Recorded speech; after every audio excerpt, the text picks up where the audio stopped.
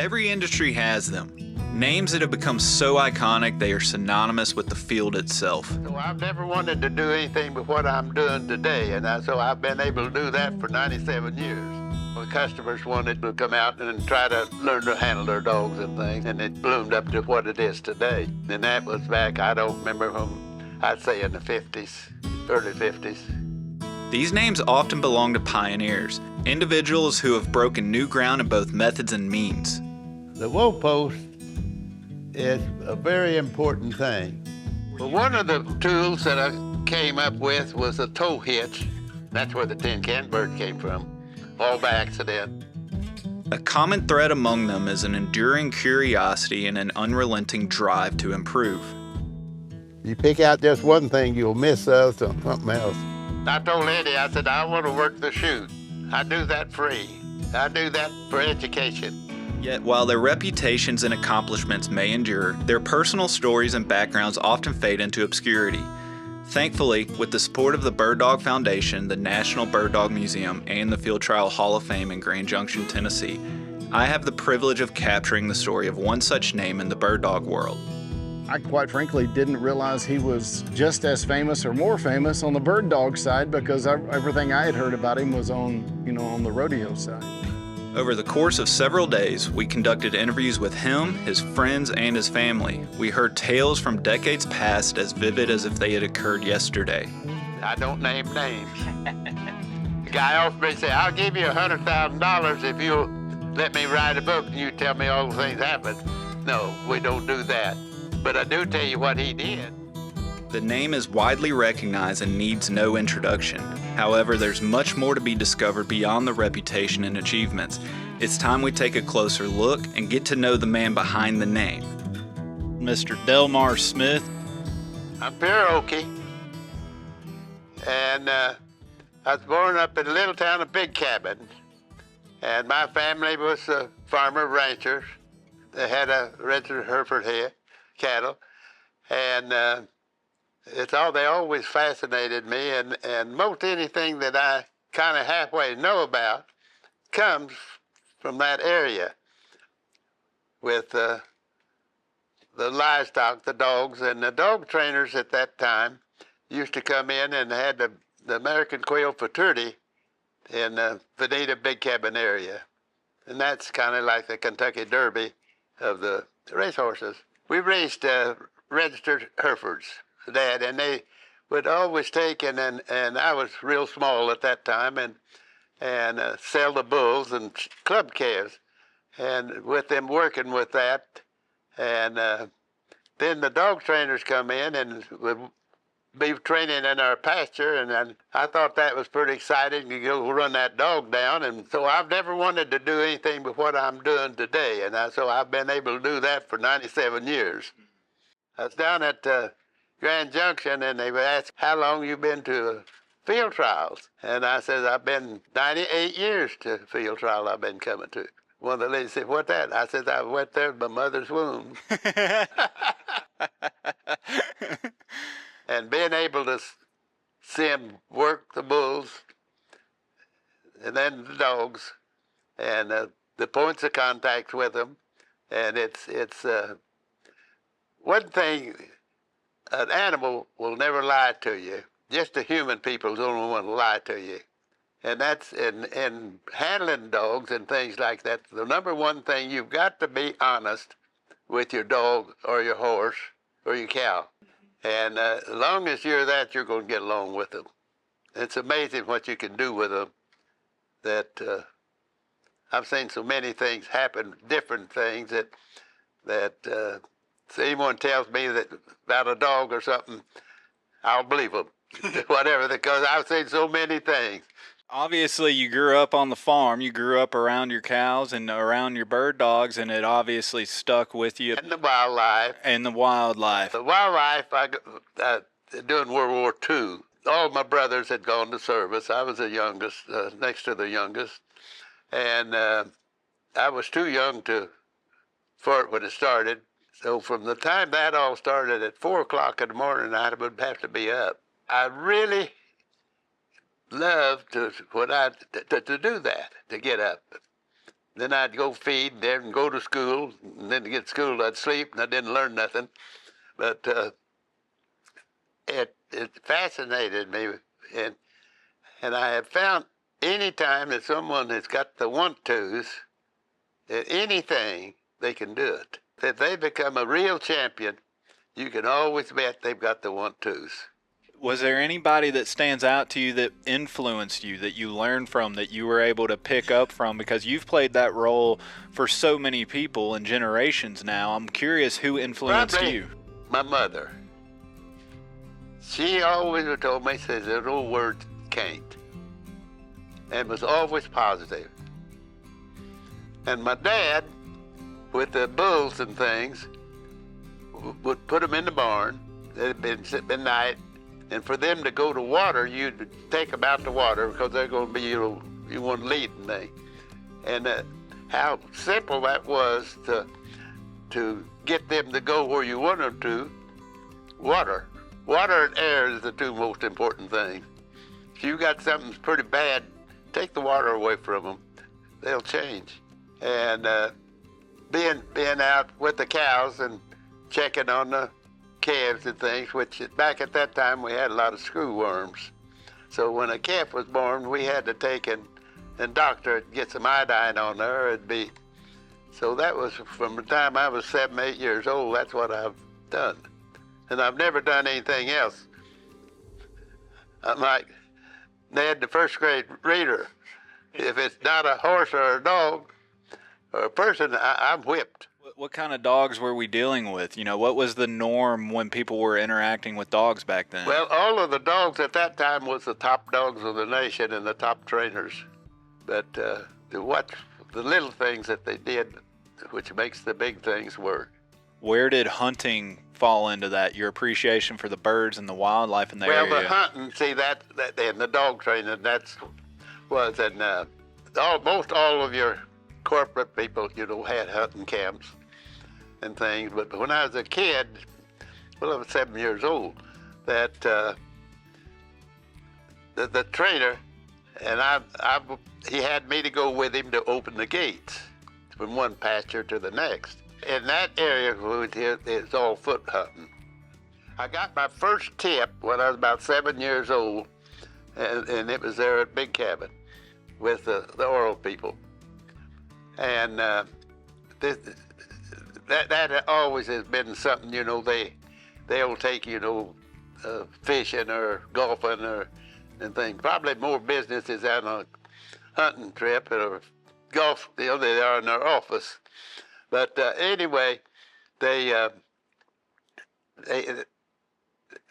see that and pay attention to those guys, get to listening to them talk. They'd be talking business way over my head because I'm like Ned, the first grade reader. But those kind of things I picked up. And every trainer, I don't care if he was famous or wasn't famous, I tried to learn something from him. Do you remember when and where, way back when, it came into your head that you wanted to be a dog trainer and a cowboy, essentially? Oh, well, when I was little, I've already won Madison Square Garden. You be out there practicing rope, Madison Square Garden. My name's Dan Wall. I'm the Vice President and General Manager of the Lazy E Ranch and Arena.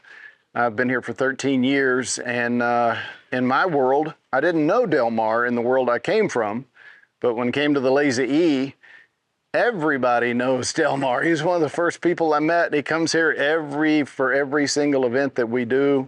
He's known by everyone. He's revered by everyone. I quite frankly didn't realize he was just as famous or more famous on the bird dog side because everything I had heard about him was on the rodeo side. He's always talking about learning something. He just drove us around the property looking for horses and cattle, trying to learn us something.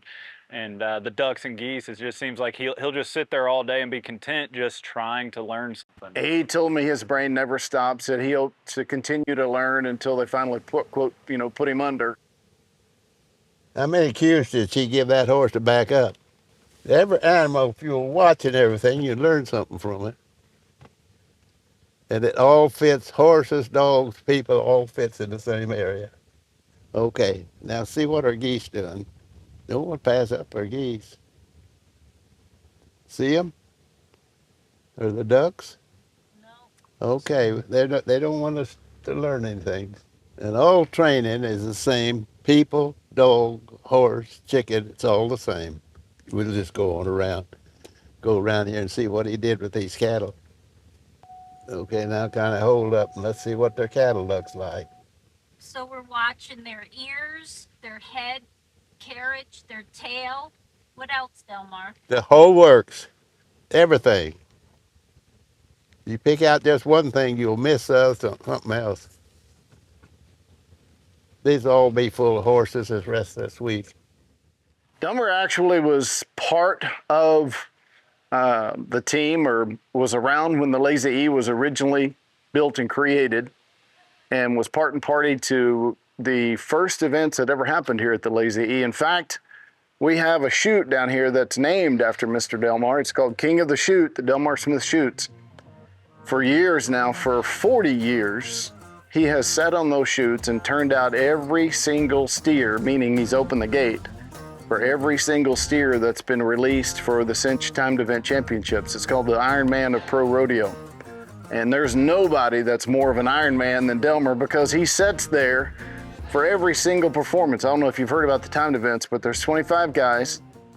They each do 5 runs in each performance so it'd be 25 runs in 3 days. So it's very grueling on the body. Right. It's very tough. Delmar sits there for what would probably be 8 hours a day, 3 different performances throughout the day, and he's never missed a single one.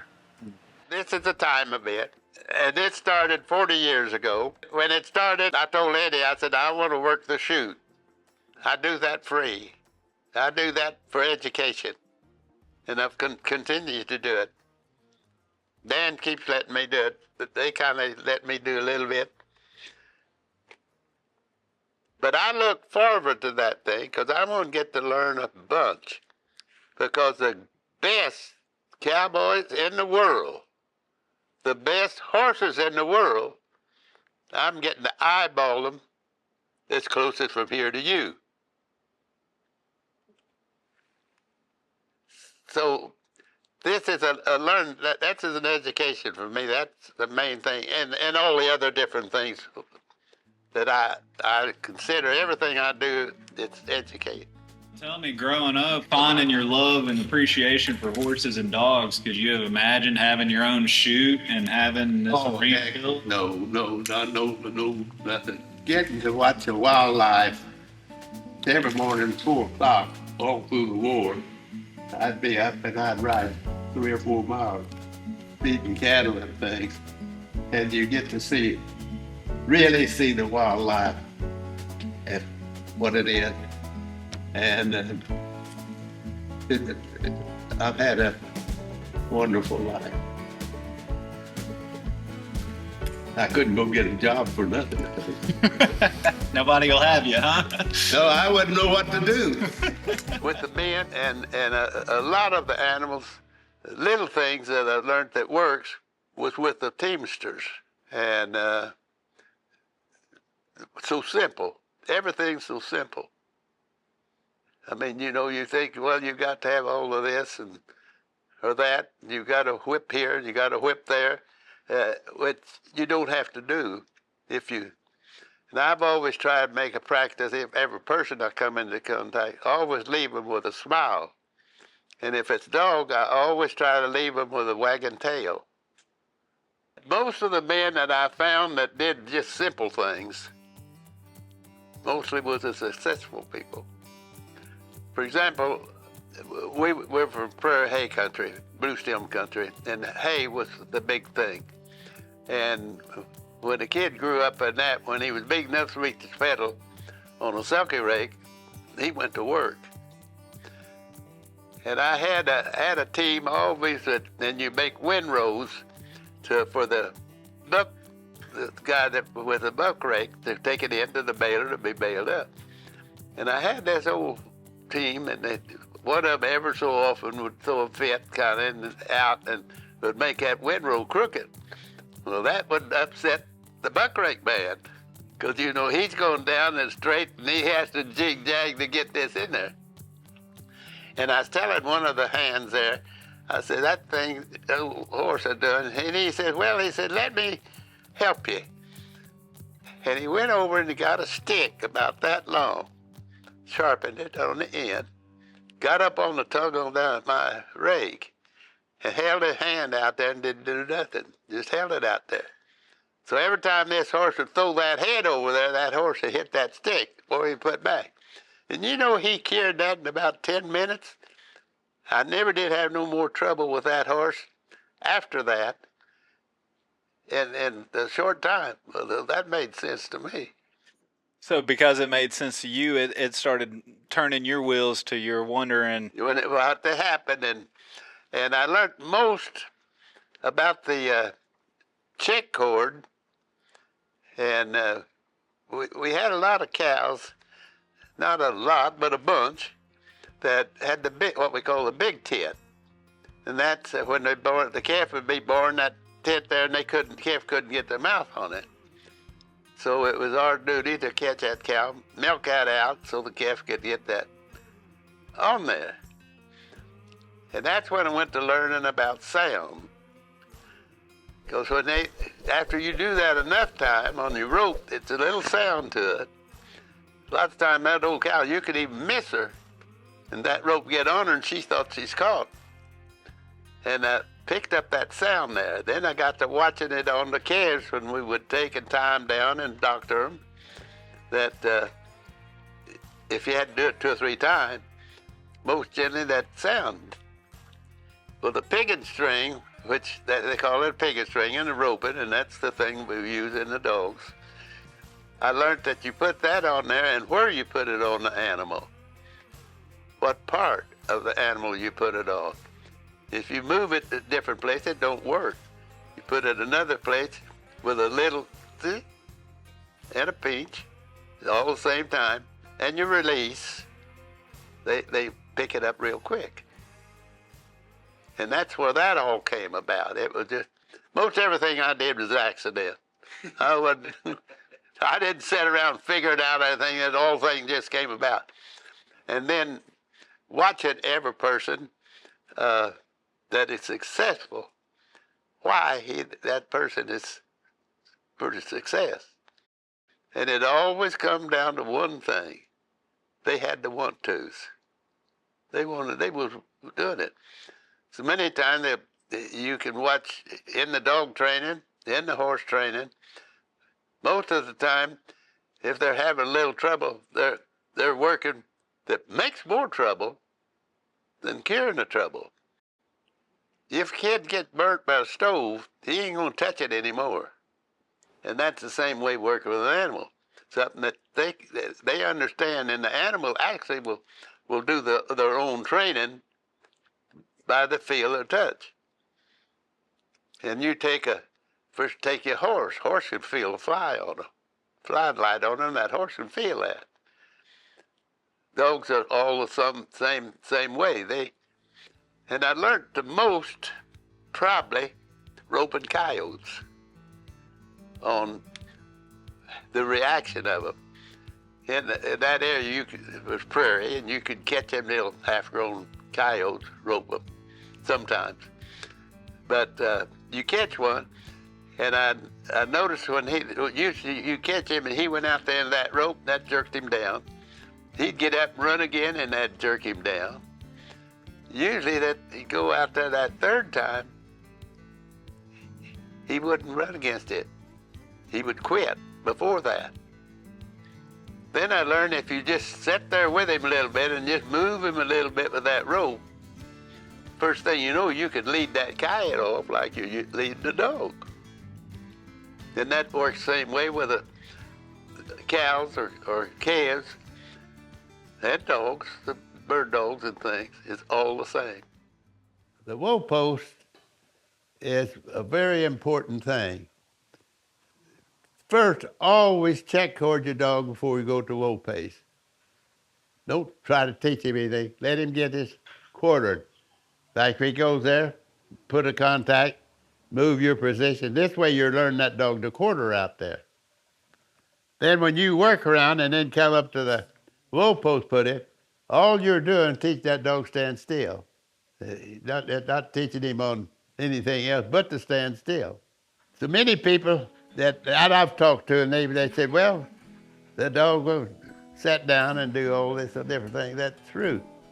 But let me see one of your leads. Okay, now let me see you out. They put it right around your wrist. All right, now like that's our check cord. And you'd have about that much. Well, when you're out there to turn your dog, don't give it this, give it that. That's going to turn that dog. But the main thing, turn yourself, your position at the same time. All right, we get that dog to like we want to quarter. Now we want that dog to learn to stop. So when we're out there and out, we don't want to take him, run him out there and jerk on this. Run him out easy and let him stop and release. Cool. And you release. Your release is what learns them. So if I pull out here and release, hold it, and release it, chance that dog gonna stand there. And repetitious over and over is what do it in all of it. And anytime that you're check cording, you shouldn't have to give any more than this when that dog walking to leave and release. And that's why this works. And just a plain rope won't work. It ain't no secret that this is a magic rope or anything. It's not. It's just a piece of rope. But you want it strong enough and tight enough that it will always release. If you run out and don't have that, got the other kind, that'll be fine. Just get you a heavy nut, put on it, wait, and you can, it works the same way. And if you notice that right there, when I pull up, there's a little sound. Well, that's right behind that dog's ear, and he'd hear that real good. So 99% of the time, you never have to touch him to do that. You make just that little sound, and he gets right in the groove with it. And if you want a dog to take and really perk his ears and things up, then put sound to it. I'm gonna make that noise, and I'm gonna make a sound. Look. Well, that dog's neck curls up here. Here he thinks to the front. Here he thinks to the back. So it's very important before you put your point of contact that you're going to work with them. You got these things you kind of just got to figure out. If you'll just think about it, it's nothing but common sense. If I want you to turn, I wouldn't punch you in the front to turn. I'd punch you in the back. I don't care what kind of education you got, where you're from, what kind of breed you are, or whatever. Most animals, you got to work these right points of contact. Little things makes big things easy. Well, describe to me the right dog. What if a dog came to you? What would it have to be or show you for you to consider yourself lucky? First, I'd want him to watch him eat, and I'd want to tie him up, and then I'd want to take and reactions on his feel. Because there's different spots on a dog or animal or people. For example, if I tap you on the shoulder, you probably wouldn't mind that. If I'd walk up, if I didn't know you and scratch you in the back, you wouldn't mind that. And in fact, you enjoy that, 90. But now if a woman came up there, you can slap her on the back on that, but you don't slap her in the front. It's just that much difference. You don't hit those dinner buckets. The points of contact is the main thing. I find that really, really interesting that if you went and just plucked a random person out of the bird dog world and you asked, What, in your eyes, makes a good dog? What would you consider yourself lucky There'd to be have? 1,000 many different ways you wouldn't know which way to go. Right. And the vast majority of the people would start talking about, bird finding ability, nose, pointing instinct, retrieving instinct. They'll start naming off a lot of different things that in their perspective, that's what they want. But you go back to how the dog eats and how the dog responds to you and how you touch the dog. Ever since I've been I've been a bird dog trainer all my life. From 7 years old, I got paid for dogs. It's really everything that you would do natural and everything is the best way to do that an animal understand. Dog does not speak English. And you've got someone that's talking to that dog and thinking that dog talking that doesn't mean nothing to that dog. And the way you reward that dog, most people will take it, and if I'm going to come up and say good morning and run my hand over top of your head, you might not like that. Then if I really could do that, that's a no-no. It's all the same. The points of contact and things is the most important. How often have you seen, even in old movies or in real life, somebody ruffle the hair of a young kid, and what's their reaction? And then the same people will do that to their dog and expect the dog to like it. Yeah, and they really don't. Especially the dog people. I'll take them, and it's the horse people too. They pet their dogs at the wrong place. Especially on the head. Now, if I come in there and say, "That was a nice day," and yeah, that'd be a pretty nice day. But then you see some of these people go up there, rub on there, and the kid, you'll see them all kind of hunker down and things. They'll tell you if you know how to read them. Now, if I come up here and touch you on the back like that, that kind of means something, wouldn't it? Yes, sir. If I come up here and turn around here, that means a little more, wouldn't it? Yes, sir. Okay, now if I had her come up here and I reach out here, what would happen? Get in those dinner buckets. So the little things what makes the big things work. And it's very, very important in our wildlife and in our whole life. And you said that you figured out the check cord based on the sound and how the cows would interact, and then you talked about the pig and stick, and that's how you essentially came up with the Wonder Lead. Yeah. What were the tools that everybody was using before you One picked of the tools that I came up with was a tow hitch on retrieving. And I was doing World War II. And one of my neighbor friends, which was 2 or 3 years older, came home on furlough. And of course you go out and you shake hands, and he shook hands and he stuck a pencil between my 2 fingers and mashed down on it. And that'll give you milk down right quick, because all this is tied together up here. And so after he did this to me and gave me a pretty good lesson right there, I said, let's try that on a dog.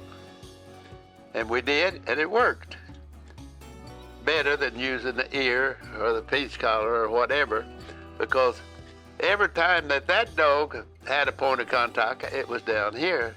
And down there, that's where automatically he'd go to reach for the buck. It all fell together. And you can overdo it and you can underdo it. I mean, you've got to pay attention to the dog. And also what we call sacking out or pulling out. The elephant trainers, I'd always try to go to a circus, which I was invited to New York one time, and they wanted to take me out down, and they said the 3 things we got when you put you in. Carmen Basilio was a world champion boxer at that time. And this was his last fight that had They said, we got you a seat right on the front row, right up there. Mickey Mantle, with the Yankees, was, I think, like one home run or something to make that. And we got the circus. So the priest, there's a priest up there that was in on that bunch of people. And he says, where do you want to go? I said, I want to go to circus. He said, you don't want to go see Carmen? I said, no. This guy, they had just brought it, Ringling Brothers had just brought him over from Germany, supposed to be the best in the world. And I said, can you get me back in there with them when they go to preparing to go in for the ring? And they did. And I got to visit with him. And they pulled him out. Well, of course, they've got the elephant chained with his legs so he can't move, side pass, that kind of stuff. And it doesn't take very long. And once they give up, that animal will give you that indication. A dog will always take and usually swallow. When you're working with him, keep doing it till he swallows. If a horse, if you're taking and sacking a horse out, always keep in that same spot until he lifts his lips. And an elephant, the same thing when he curls his trunk. I didn't know that. I learned that from the trainers. I mean, you know what the action. And if you've got that where he's doing that, then that you can always tell where you're at that animal stage that you're going. It's just real simple stuff. Go back to the toe hitch. Toe hitch has nothing to do with the mouth up here. The ear does. If you see somebody, oh, I broke a whole lot of dogs, they got 4 or 5 bite scars on here, probably they didn't do a very good job. Now, if you got your dog and used a toe hitch and you didn't get your timing right, then he's going to freeze on you. Then you got to change positions. You got to go someplace else. There's many places to use to make a retrieving dog. His neck, his foot, his flank. All you need, you want him to say is ouch. And if that's in there and he gets that association out, then automatic he could. And first start with his mouth with your hand. Don't try to just start on there. If that dog won't let you put your hand in his mouth, you're going to have problem teaching that dog to retrieve. Just little simple things that makes a difference.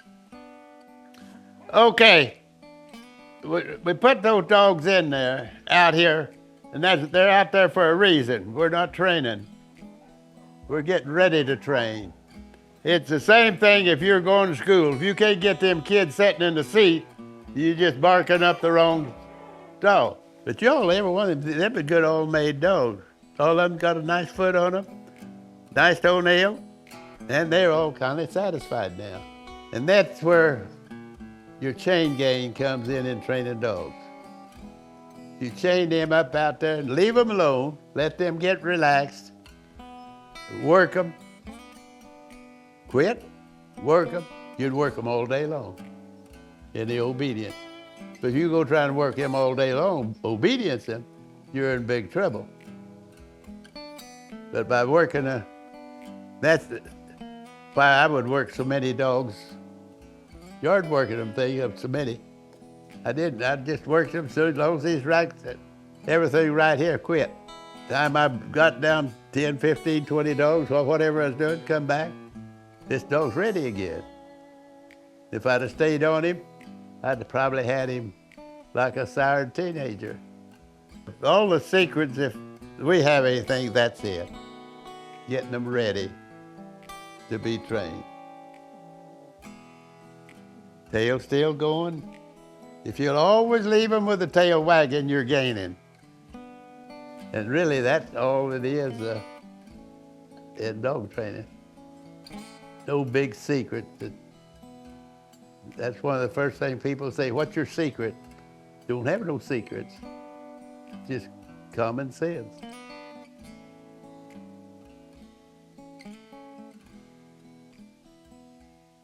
The first band that had a training collar was the Lee brothers, and they was line hunters, and it was in a box about like this.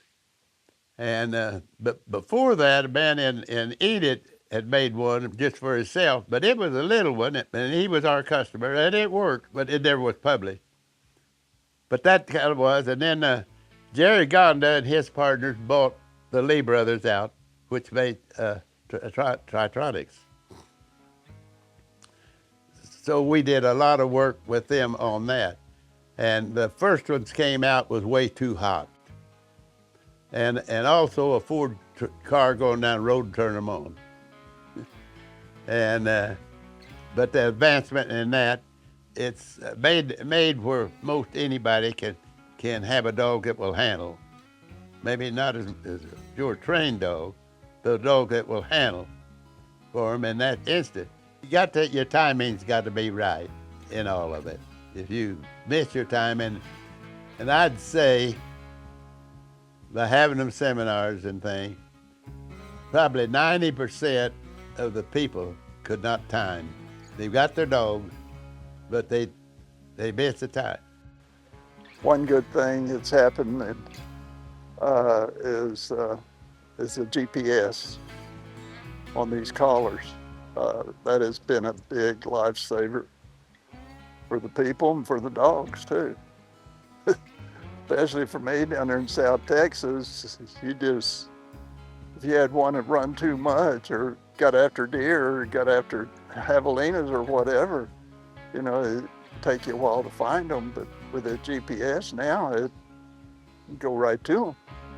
So, or if you had one, you lost, and a lot of times you'd throw your jacket out and have come back, either that night or come back next day and everything. Luckily, hopefully your dog was there, but sometimes they wasn't. So, but yeah. And it's helped the field trial business too, I think, as far as losing dogs, because you got so much money tied up in them now. It's a good thing. So. When we cross the railroad track, then you're crossing the cross timbers of the United States. That runs from Mexico to Saskatchewan, clear across the country. And the people that homesteaded on the prairie did all right, but the one homesteaded in these jacks, they couldn't make a living. So it just got set there, and so many of that land was worthless for so many years. Now it's high dollar stuff to build a house on and things, out like towards the Lazy E. And this has happened all over the United States, happening in Canada. When you think, well, that prairie will never go, but it is, it's gone. Well, you want to go saddle up and hop on a horse? Huh? You want to go saddle up and hop on a horse? Oh, that would be fine. We could work here. We also used to have an arena here. We got one down there, though. All of this country out here at the front was all open. And when we wanted to train, we could leave with the horses here and go out that way and go for a day. And that's all gone today. But the first seminars or classes we had was just 1 mile north of here in that pasture. We started them and just trying to learn the handlers to handle their dogs. And it pyramided just from there. And after some of them got out to it, the ladies had won a handler's award. It kind of got out of hand. How many dogs and horses would you have out here at any given time? Maybe 20 so horses and maybe 20 calves and maybe 100 dogs or more. It's not that much property for that many animals, but like you said before, it used to be wide open over here. When they cut the roads in that pasture right there, they really came. 3 or 4 houses started at the same time. Didn't take them long to build a bunch of them. This was all just a dirt road. Yep. They'd come down this mile, go down a mile, down back a mile, and back, so the dogs get 4 miles. Right, and we could road 16 of them at a time. Rick really wore this thing out when he was wanting to win that endurance stake. He was really dedicated to it. And we come right out back of the kennel up to that, and we had to set up there. And that's where the seminars first started, in this pasture. The Shriner people came and they had built a barn up there for the Shriner people. So we rented them a bridle path in this. And Mark, my youngest boy, and his little buddy, they got them and got a bulldozer. They told them, said, y'all ride through here and put us a path. And when they built this in, the road people used that same thing. But they go, we ought to turn our dogs loose and go through there. Reckon when we get through there. Well, I'm third generation. This is my granddad's place. He was killed on the tracks up here on Memorial Road in 52, I think, or 51, something like that. And we moved over here when I was 5, and been here since. 38 years. I took Mrs. Groves and her children, which is the Alexanders, from the King Ranch on their place down there in South Texas. Did that for 38 years. Decided to getting too old and decided to retire from that, and that was in 2018. So, and then instead of working the bird dogs, you just have to have such, a lot of country and a lot of different stuff to do the bird dogs. And around here, you'd have to drive a while, get away from it. You used to be able to go out the back of this place here and go all the way to 2nd Street, which is, I don't know, what, 4 or 5 miles, then turn around and come back. Rick and I used to ride our ponies all over this place. Used to run jackrabbits up here at the university with the greyhounds. Basically just too many people. So, all these houses and stuff just built up around us. We used to be out in the country, now we're in town. And hunting turkeys and deer and stuff like that. You can find places to do that, but to field trial and bird hunt and stuff like that, you just don't have the habitat, basically. Some people will, if you farm for the habitat and everything, you'll have quail. A lot of your government, state, all over, has went more towards the turkey and the deer. Well, if you farm just for that, your quail won't survive. And then you just turn that around. If you farm it for quail, your quail and your deer and your turkey will survive. Have you guys had to change how you train with the houses around here? Yeah, big time. We can't train. Yeah, that's wiped us out. It was very, very fortunate to be where we're at, and we didn't do it on purpose. Everything that goes this way will be timber. We go 1.5 miles, and we're in the prairie. We can go 15 miles in sand dune country. So our dogs could learn to run the prairie. They could learn to run the sand dunes like you'd be running in Nevada and places like that. And as we drive out this, we could go as far as we wanted to. So we was very fortunate to have the prairie this side, go the other way, we'd be in the little farming type deal, going the other way. But this is the first part went to go in this area right here. You can see there's smaller, older houses and things. It's amazing how quick this has all happened. Still happening. Yeah, it's still happening. Just now we started with less trees And as we go on west here, you'll see it was all big prairie, like we'd go to Canada or on the prairies in northeast Oklahoma. What's your impressions of the modern day bird dog world? Well, the good thing, we're still doing it and everybody's having fun with it. The bad thing, we're losing a lot of the grounds, which there are very few all-age running grounds anymore in the United States. And Canada's gone. So those things is kind of bad, but otherwise it's, and really, if you think we're able to raise the birds and everybody getting to do things, it is artificial, but that's in the plantations and that's all over. With everything. Inner farming, all that stuff. But we're lucky to be an American. And we're lucky to be on this earth, and we're lucky to have a God. And I've trusted him ever since I was a little kid. If I get in a problem, he's the number one I go to. Well, we're, we're getting too old. He's 97. I'm 77. Rick is 76.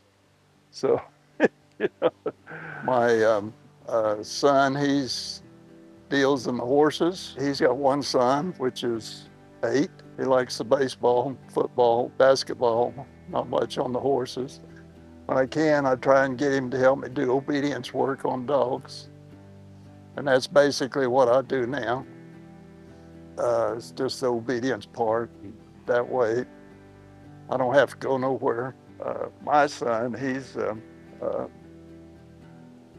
horse business is really good and everything. I don't look for him to, come into the dog business. And Rick,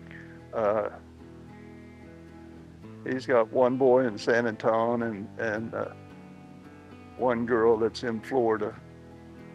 So I don't look for them to come into the dog business. And maybe Stro, maybe my grandson might. You just don't know until get down to it, really. You think not having the prairie and the wild land and the birds is... It makes it harder, definitely harder. And that's all over the country too, the state of Oklahoma has got quite a bit of government land, which is good, but still, time you load up and all that kind of stuff and drive 2 or 3 hours to where you could run a dog, and that's happening everywhere,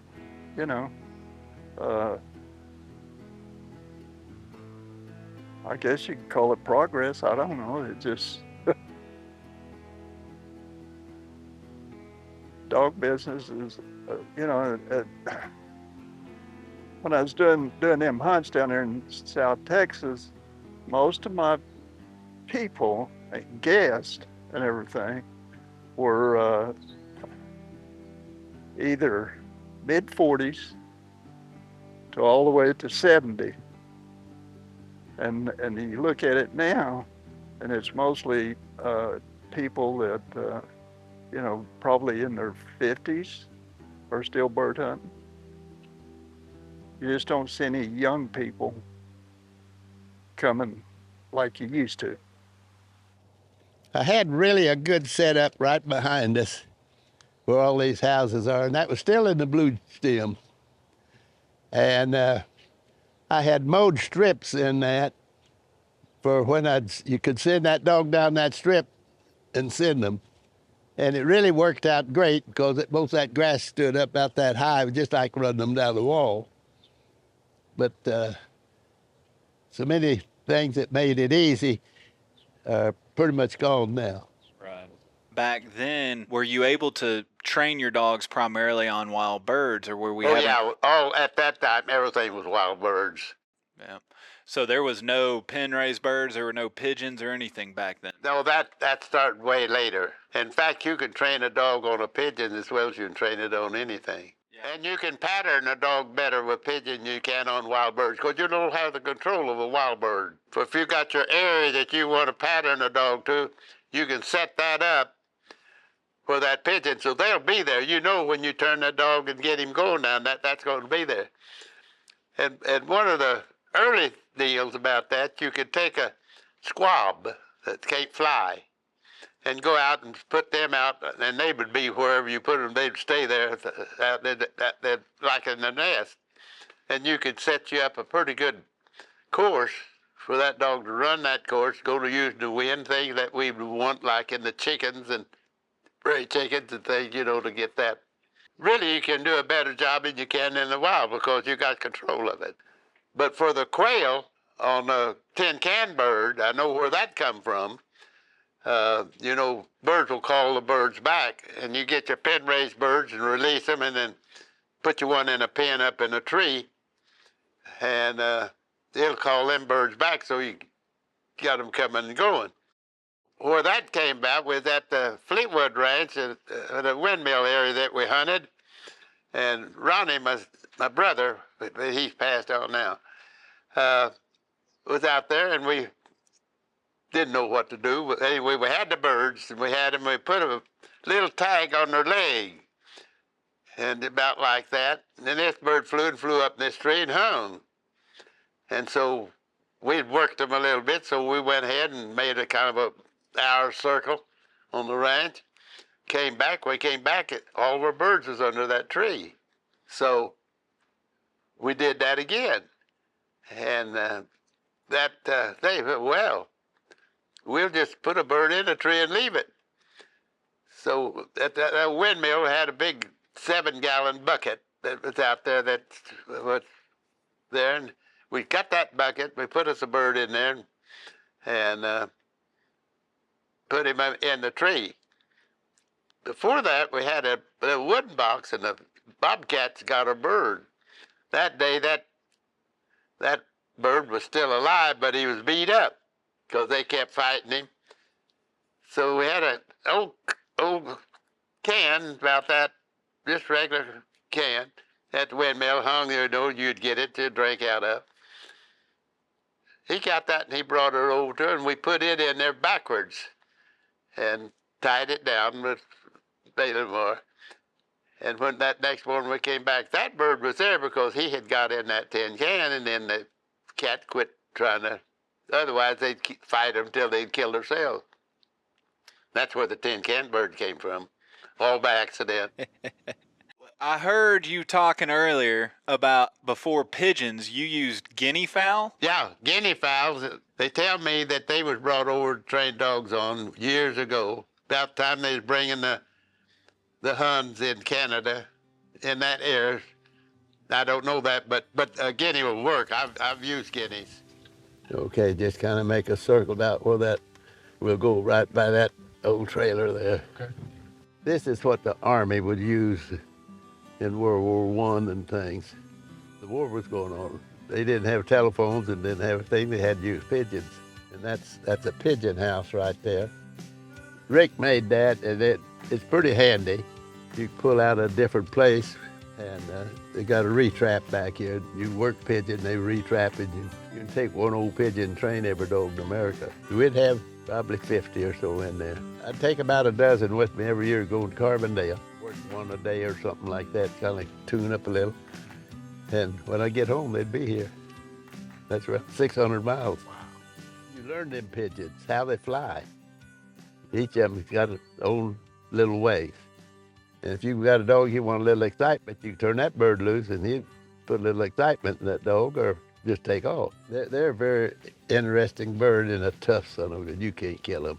But as the houses and things came in, that became very, very important when we got to losing our natural game. In fact, today, I'd say more dogs trained on pigeons than any other thing. But that there, you can pull it any place. And you can take that and train dogs downtown New York. I guarantee you.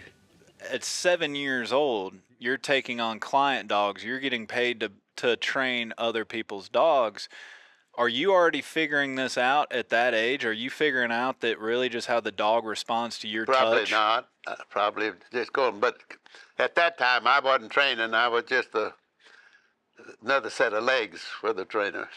So you were just the helper for the trainer back then? Yeah. Okay. When did you start taking on your clients? Well, I was just out of high school when I first got dogs for really training, and then I've been doing it ever since. So. And by then did you just have the network built up enough? You knew enough people. You just hung your kennel sign out the door, and people showed up.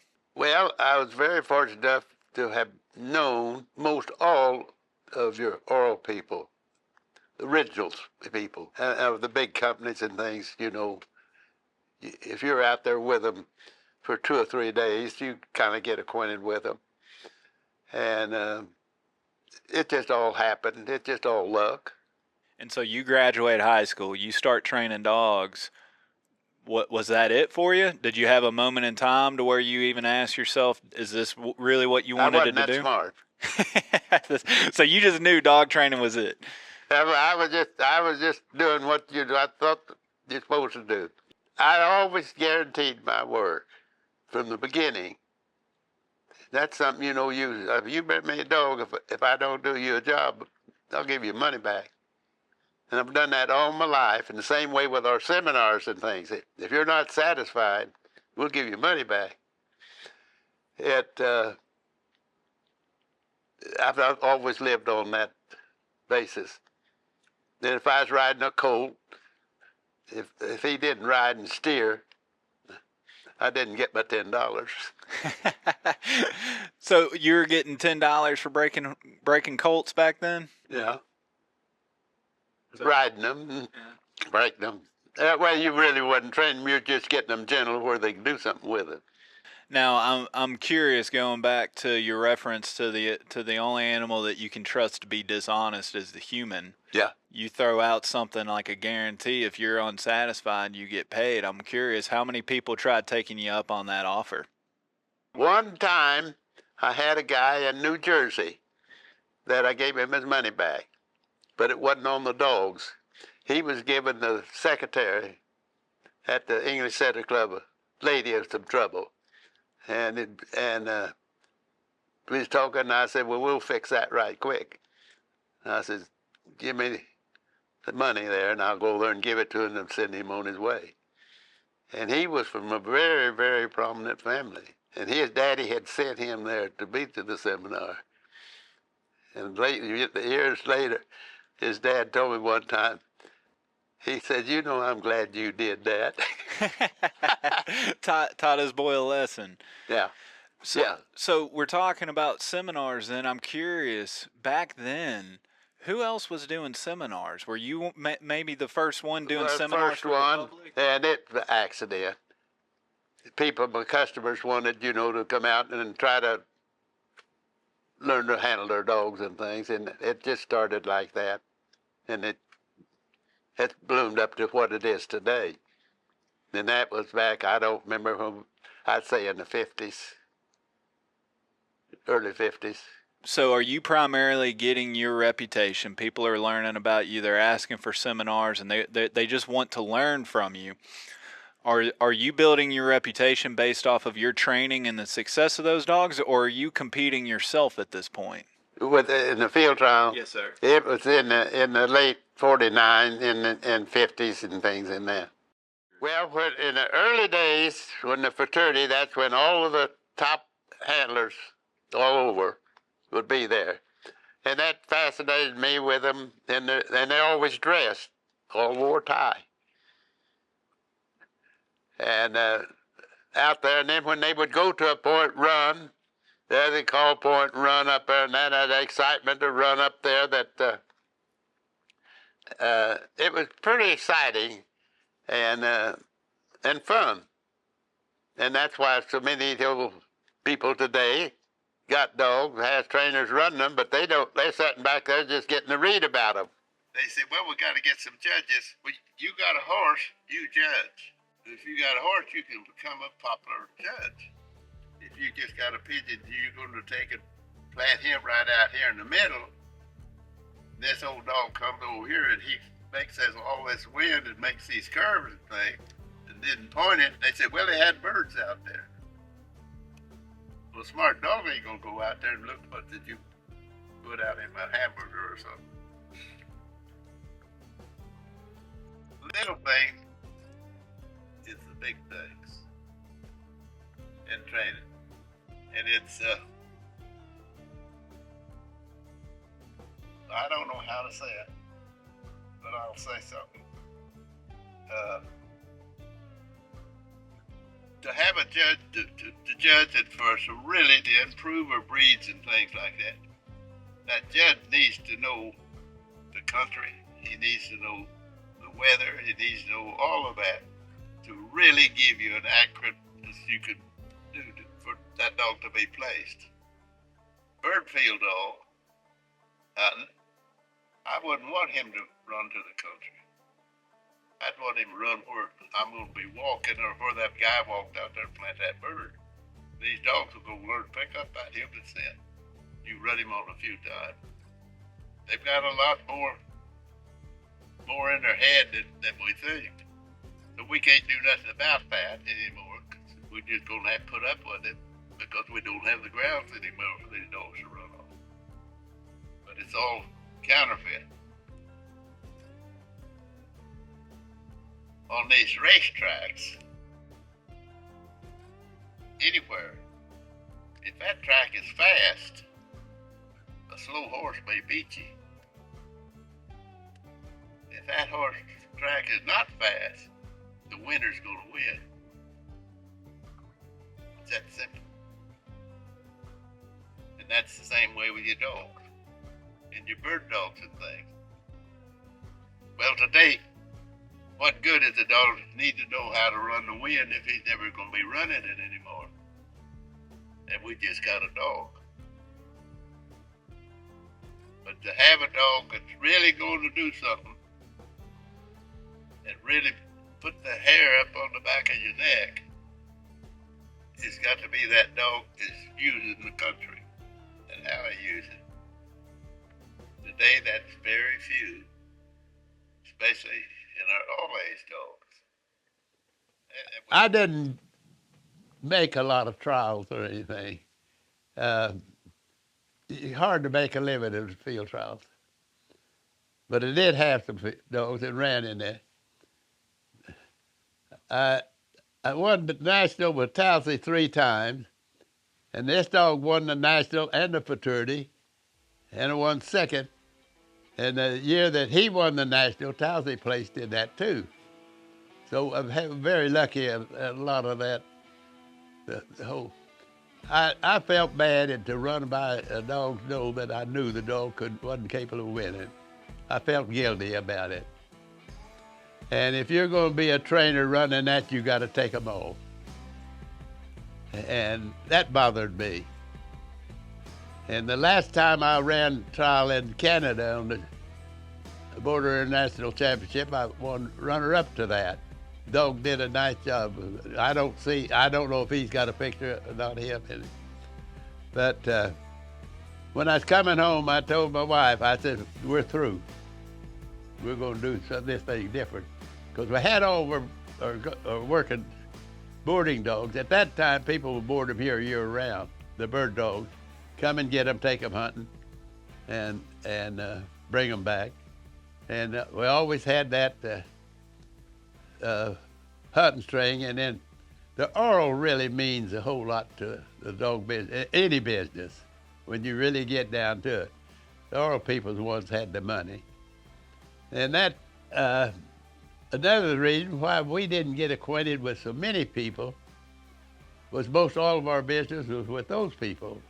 With the oil business, and we knew all the oil people, and that really was where your living came from. What was so fun about field trial? Competition. It's just competition, all it is. And you know, you hope you had your dog ready for it.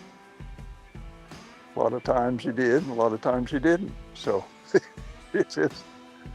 And it's like I used to tell my clients, you know, you think you did a good job, and you out there and you had a good time. And back when I started, you know, we didn't have them phones now like we do now. And I says, you're away from the office. You're with people that's got the same likeness of doing things with your bird dogs and stuff. And if you won, great. You didn't, go to the next one. You know, you just can't drool over what may be or whatever.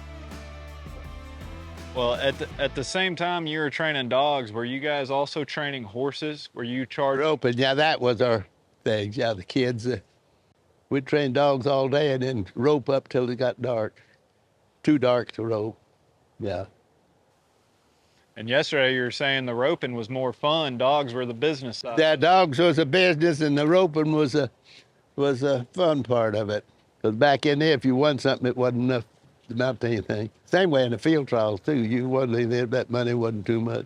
But the field trials still don't have the money like the other thing says.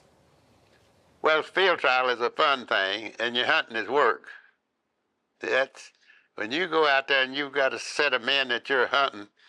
You're out there and it's work. But it's fun also, and because you're getting to know those people and the action and things. And Your hunting was primarily guiding then? all of our hunting, it was commercial.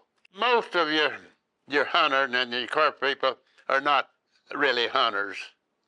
They're going there. But I've had some people that was, I mean, really outstanding shots, but very few. You can almost count them on your hand that really, and most all the guys that I've seen that really was good shot 410s. I had a man from New York that was down there, had a double barrel 410, and I never seen him miss a shot. I became very good friends with him, and because he killed his limit right quick, and so I had him by myself to try to entertain him for the day. Then I seen a man with a pump 410 Winchester kill 5 birds on a rise, not one time, but several times.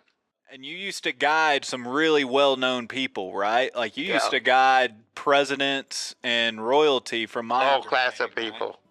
Yeah, some of my best friends, real true friends, that some of the most prominent people in America. I don't name names. The guy offered me, say, I'll give you $100,000 if you'll let me write a book and you tell me all the things happened. No, we don't do that. But I do tell you what he did, and about 5 more. When my youngest son got hurt, his blood clot, they called and said, don't you worry about that bill. That's a true friend. And I had several of them to do that, and I appreciate that. Olin Masterson told me with the dog, if they have a problem, and he was telling me about that with a Winchester. Said they was having a problem one time, and the engineers was worked on it, and it wasn't getting it fixed. But he said he finally went up New England, you know, the factory's up in your area, and he told him, he says, we're going to take one variable at a time. Do you know the first thing they took off of the gun? The 2 screws on the butt. And that's the secret of it in the dog. If you've got a dog with a problem, take its collar off and then put it back on and start from there. Don't miss anything. And I've used that all my life. When a dog comes in, I take him one piece at a time. We got a lot of problem dogs. Well, it was a good thing, good business. It taught us a lot. You have to work the problems and things out, like your run-off dogs or your blinkers or something like that. A lot of other trainers send their dogs that their owners didn't know that we had them. One year they run an ad in American Field about the stud dogs. And a guy pulled in here, and I happened to be here at the day when he came in here. And they had made their vacation to go to look at all of the stud dogs. And every place he went, well, the dog's not there. He got here, and he said that here, and 6 of those dogs that he's out looking for, they're all here in the kennel. All he had done just come here and he can see them all. I came in, this is when I probably have been training for about probably 10 years. It wasn't like it was a couple of weeks. And I went into the kennel. That's when I was still training out of Oklahoma. And Dad said, great words, great words. He said, he knew something. I was upset. He said, what's wrong with you? And I said, oh, everybody sends me all this dogs with garbage. He said, say thank you. Oh, yeah. Well, thank you. I'm qualified for nothing else. All right? Back then, there was a lot of dogs gun shy and bird shy. And most generally, those dogs all put down. And so one of the dogs that was like that, and I was young, and my first dog was a little pointer that was that way. And I just took her with me, you know, every place I went, feeding and back and forth. And she became a nice dog. And that's where I got to discover that you never know what you got there unless you give it a chance. Thinking back on it, what would you contribute the prevalency of gun-shy and bird-shy dogs? Was it how we were training, how we were introducing them? It was rough training, it caused it. Actually, there's two, you got trainers and you got breakers, and which will all be considered as trainers in me. And most of the time you can put an animal where he understands what's going on, and it doesn't have to be really a crude thing. You don't have to, you know, try to force it into them. And people same way. So we were pretty much just putting dogs on birds and shooting, and well, it depends on what if a lot then training, it was you would take and run your dog down, you start making wanting to be steady wing shot at the end, and that's when I went to teaching those dogs, forgetting that part of it and learning them something else. As long as if you got a problem dog, the best thing to do is teach him a parlor trick. And if you can get him doing a parlor trick of anything, then he's getting where you can change him. You're essentially saying that if you're having a problem with your dog in the field, let's say, the solution is maybe to just go and teach them something completely different and random, a parlor trick. Where they can do it, yeah. And kind of build their confidence up, get their momentum back maybe, and then go back to the original. Hitting reset, so to speak. People too. It's all the same. It's kind of like just taking a vacation. Yeah. I don't know about that, but be all right. I never had a vacation. But Tom and Rick and Mark and my brother Ronnie, there's a big deal in this.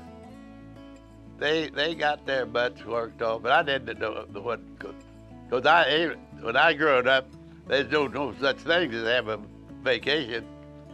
You worked every day, snow, rain, whatever, it didn't matter. You had to feed. So they're teenage and youth and getting to play that kind of stuff, and they all missed out on because we'd be in Canada. And I guess it's all right. They all grew up haired over, so they're still around. But it's the dog game's been good to us. It's been a blessing to us. It's been a good life for us, for just a couple of pumpkin-head kids. Early days, people said I overworked them. But they've been cleaning kennels, feeding dogs ever since they was big enough to hold them. And they've done it all their life. And they're still doing it. Well, they're kind of getting long in the tooth now. Both of them getting pretty close to 80. Are you happy that they found the same passion and love for the bird dog? Happy life. I could have not had a more happier life on everything. All of the worst things that ever did happen, like when I lost my son, but I know where he went. He went to heaven. So he went to a better place. So I'd take and drive around here, little things that where we had funny things. And when I get in that area, I'll always go by them. That'll get me a chuckle out of it. You know who the last person was who went to sleep on me in the seminar? My dad. Front row! Front row! Cards on. You got it, son. Yeah, right. I'm so proud. Yeah, you're so good. We all had our separate business, but was all in competition with each other. These was Rick's kennels here. And this is an exercise pen right there. That set of kennels was Tom's there. Rick did the Britneys, and I did the pointers and setters.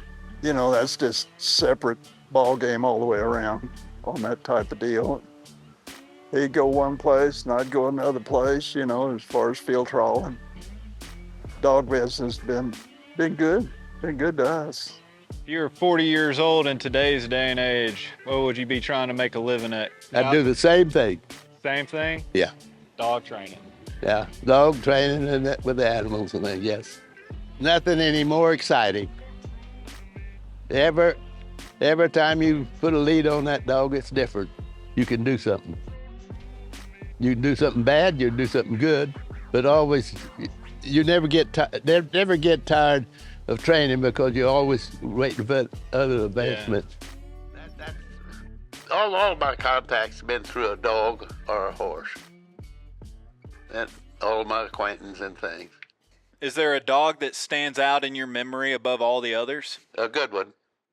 A good one? Just any good one? Yeah, I don't care what he is. Out of all the years, there's not one dog that you think back on that stands out.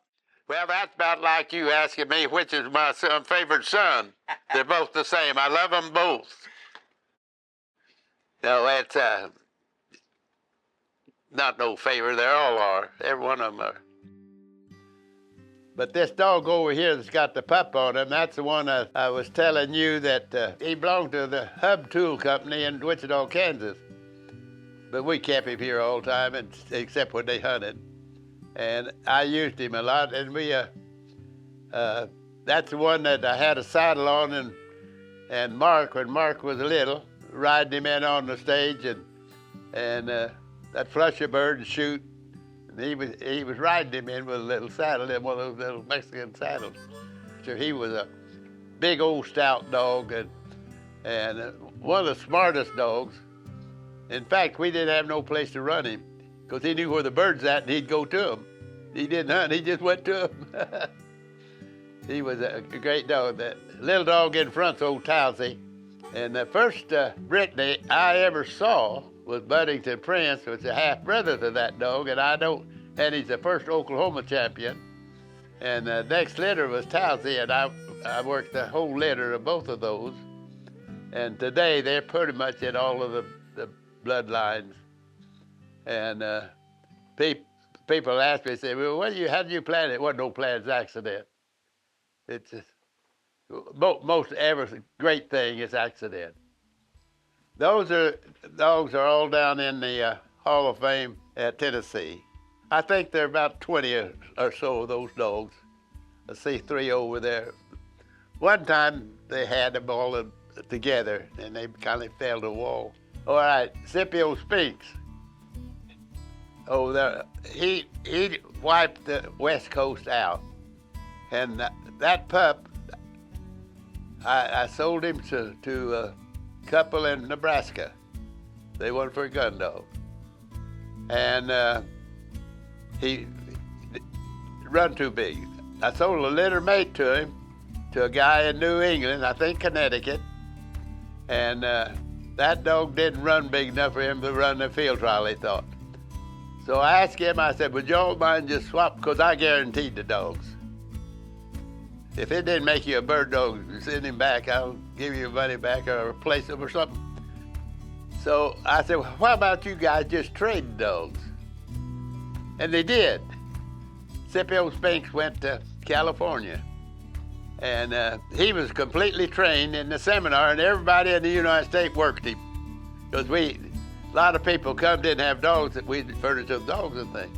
So when people would come, I'd just take these dogs and have them work. He was completely force broke, and the whole works. And none of us done it. We just told the people what to do, and they did it. Actually, probably 20 different people had worked that dog. He had 4 different owners the time he was about 2 years old. But everybody came out happy with it. It all worked out good. Training dogs for the Queen. I've heard that story on and off again. Well, I didn't train no dogs for the Queen. I was with the Queen's trainer a couple of days. He's a trainer, but we was there, Bill and I, and Bill did a story on the Queen at that time. And we got 2 lab pups off of them. And they did let us name those pups with the Sondheim name. And one of them's probably in New York, because I sent that dog up there, and they hunted him quite a bit out there on Long Island. And they asked about breeding. I said, just go. I told the trainer, I said, go breed whatever you want to do with him. And so there would be some dogs with that in there, and that would be one of them pups that came from the Queen. We spent 2 days at her place there. It's on the Mad Castle. The book that Bill Tarrant wrote, what did that mean to you to get that story? Now that came about. Bill got a job for Field and Stream, and so he's asked some people up there that the different breeds of dogs. So they had mentioned me, and Bill had called me in and told me he wanted to try to learn all of the different breeds, because he had labs and ran lab trials, Bill. And that's how that came about. So at that time, the fraternity was being held at that time. I said, well, come on down and you go to the field trial, and then you'll meet all the trainers in the United States at one time. And the U.S. Open Brittany Championship, that was following that, down at Ardmore. Then you'll meet all of the Brittany people. And the Springers was having their national championship over in Arkansas at the same time. I mean, later they was in, but in 1 month time, he knew everybody in the United States. And that was the start with Bill. And became very close friends, and for many years after that, I made a lot of trips with him. We was going down New York Street, down there, and I was speaking to everybody. Everybody come by, I'd speak to them. The person said, the other fellows with us said, you don't speak to these people, they don't want to, you can't teach them nothing. And I said, Bill, let's see if we can teach these people the honor. And we walked down there, and I stopped on the street and looked up at the top of a building and just stood there and kept looking. And it was no time till we had that whole block stop looking up at that building. I said, New Yorkers will honor just as well an Okie or a Texan. It doesn't matter. They'll all take it and pay attention. 95 years old, and this guy has got passion. Passion that I think would be a great example of all of us to live by. Delmar, they've known you around the world. You wear your cowboy hat from coast to coast, and you represent us well, my friend. We appreciate everything you stand for and everything that you've given back. And you certainly are a cowboy's cowboy. If you've got any type of golfing background, you know, there's a lot of famous golfers. Tiger, obviously Jack, but there's one that was revered by all golfers, and that's Arnold Palmer. And that's kind of the Delmar. He's a gentleman. He's respectful to everyone. All the events love him when he comes out here. He's got a VIP pass to come to anything he wants to do out here. So he's just he's kind of that grandfather everybody would love to have. And if you want some knowledge, just sit down and ask him, a question, and about 5 hours later, he'll stop talking to you because he's got lots of knowledge and lots of stories. I've been here now going on my 11th year, and I don't know that I've heard the same story twice. It's almost surprising when you get around a man that's been around for so long and at that age, at 97, and he's still just sharp and witted, and you can have a conversation and you ask him a question about anything, he's gonna go for his recall is better than mine. Yeah. Well, and I know that you have a background with bird dogs. You like to hunt behind a dog from time to time. I love to hunt behind a good dog. I'm not a trainer by any means. Well, did your paths, worlds overlap with Delmar in that sense, to where he's here with the horses, and like you said, you may not have known the celebrity status of him in the bird dog world, just like we didn't really know the celebrity status in the horse world? Well, that's a good question. I didn't know, but we talk a lot about hunting. I pick his brain all the time about just, different hunting scenarios and all, but I think he could train monkeys if he wanted to, because I got a little Aussie pup, and she's a hard-headed little thing. She's probably smarter than I am. And I spent about an hour with Delmar just talking through, as she was a pup, things to do with her, the right way to train her and everything. And everything he told me, parlayed directly to a cow dog. So I think the man could train monkeys if he put a mind to it. I think he takes it from not trying to control the dog. I think he does understand the animal. And I think that's what makes him so sharp about it. He'll sit up here all the time and he watches the horses and he watches the steers that are running, and he can tell you what he thinks that steer is going to do based on the way that it's behaving. And so, he's a very sharp man, and he studies constantly, even at his age now when he has really nothing, to gain from it. He's constantly learning and challenging himself. And he'll parlay that information if you'll ask him. Today, that's very few, especially in our always dogs. Well, don't just roll that down. Tell him we're okay. Yes, sir. We're just looking. Yes, sir. We're out doing nothing.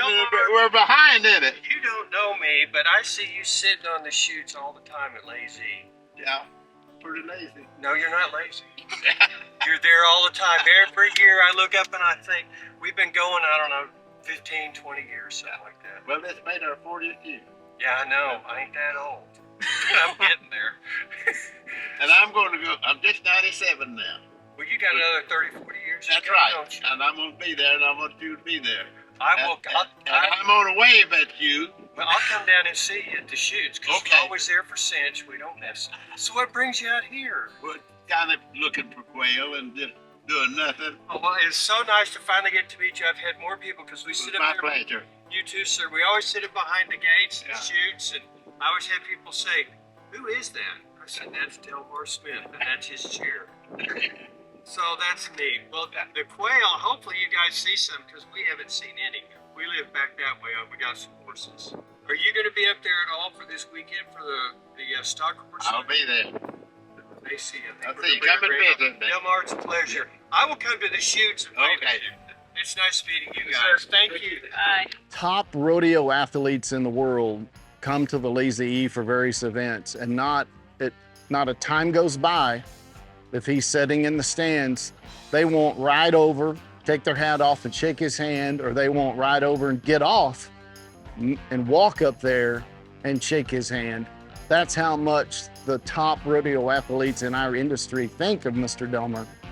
And it's not paying homage, or it's not anything else. It's just out of sheer respect for what that man has meant to them and to our sport. And I think that tells the true story. Yeah, and the fact that he's been able to do that parallel in two different worlds, while there's so many similarities, it's obviously two different worlds. And the fact that he can do that is a testament to his. And he's never made it about him. He's never sought after anything. You know, he doesn't even want to be introduced or whatever. He just wants to be there to try to make the event better for the contestants and better for the spectators.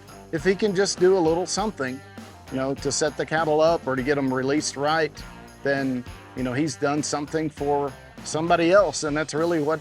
It's never about him. It's been interesting trying to interview him and pull information out, because it's hard to get him to talk about himself. It's always about other people, other animals. Right. And again, it goes back to his character. The belt buckle. Tell me about your belt buckle. This belt buckle means a lot to me, and the reason I wear it all the time, I'm lucky I happened to win the head and then the healing in that. But this was for the cancer kids. And it was right down here in the arena. And they bring those kids out and we'd take them horseback ride in here and then a little activity for them and things. So the girl that they handed me up, and they're probably 10, 11 years old or somewhere in that neighborhood, that group of kids, they said would not come back next year. They will probably be dead. And this little girl, as I rode it, you can see that's a pretty good distance from here all the way around that arena and back. Well, I rode her around that way, and I could feel her relaxing, just a little bit, because I had her sitting in front of me on the saddle. And I talked to her all the time, and she never said a word. I kept her talking, and the horse, only this and all of that, you know. So I rode her around again, and I brought her back down here, stopped right out there. And when we went to take her off, she patted and said, Roni. Horse's name was Roni. That nurse, she said, was that her? I said, yeah. She said, that's the first word she spoke in a year. And of course, but to think, those kids will get it under the skin. You know, that as we're taking them around there, you say, well, next year you won't get to do this. That runs through your mind. And this is the belt buckle I won for that. And that's why I wear it all the time. And I still think of that little girl all the time. Bless her heart, she was such a sweet little girl. And then that cancer, whatever, why, and all that, we don't know. It's just like training dogs, you don't know everything. But that's why I wear that buckle. And when I put it on down there, they give that to me. It's a Ben Johnson Pro Celebrity. I said, I'll never take that off. And I haven't. Sometimes I slept with it. Grand Junction, the Hall of Fame. What does that mean to you? Well, it means evidently I got some friends. I would think so, yeah. And I would say that's it.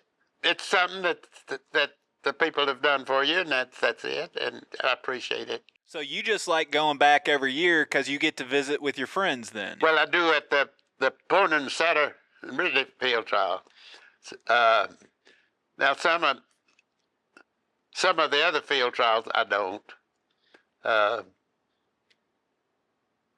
in 4, maybe 5. But as a Hall of Famer.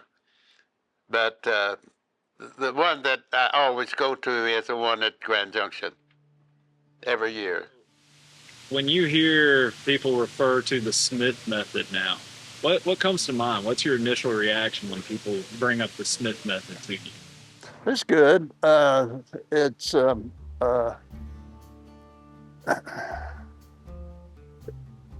I don't know how to explain it, but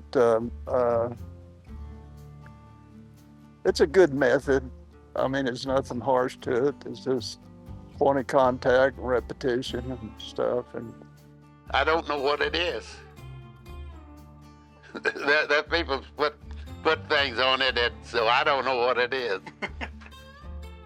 There's no secret in anything. It's just training dogs, yeah. It could be Kalamazoo or whatever. It don't make sense. Main thing, get the job done. make it work. If you gave somebody one tip in the bird dog world, what would it be? For them to train their own dog, Yes, I think it'd be the greatest thing in the world they would have accomplished. So many things happen a day that people never get to accomplish. But if they can get out there and having fun with it, the prices on horses and things today. If that man can afford, and that's a good thing for him, that horse is cheap. If it doesn't give him a buzz or something like that, it's expensive. And that goes from the ground level, all level of people, I think. So when they go down there and you see that guy's up $1 million for this horse and thing, holy cow. If that person's satisfied and can afford that, that horse is cheap. Doesn't matter what the price is on it.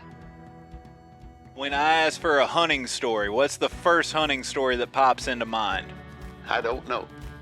I've had so many funny things. I've had you name it, and probably Tom and Rick, Ronnie, had been through it. And to see the expression on so many people's good and bad, it's all exciting. When people hear the name Delmar Smith, what would you like them to remember? Well, probably, he's a pretty good old boy. Yeah, I about that. Is there anything else that you would like to speak on or give your thoughts while you have the opportunity? I really don't know, because I just life. I have depended on the Lord ever since I was 7 years old, and He's always taken care of me. When I asked Him for something, I said, I don't ask Him twice, ask Him one time. It's in your hands. Whatever happens, it's all right with me. I don't beg. I just tell Him. Whatever it is, anything, and then I've always lived that way. And still do.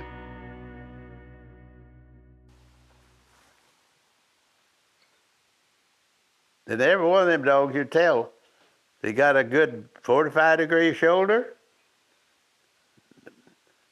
They got out their tail set.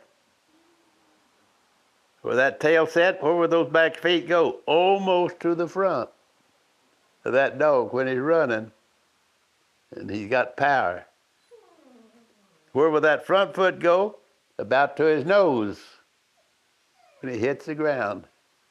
Then you got that movement, smooth movement going around and around and around. And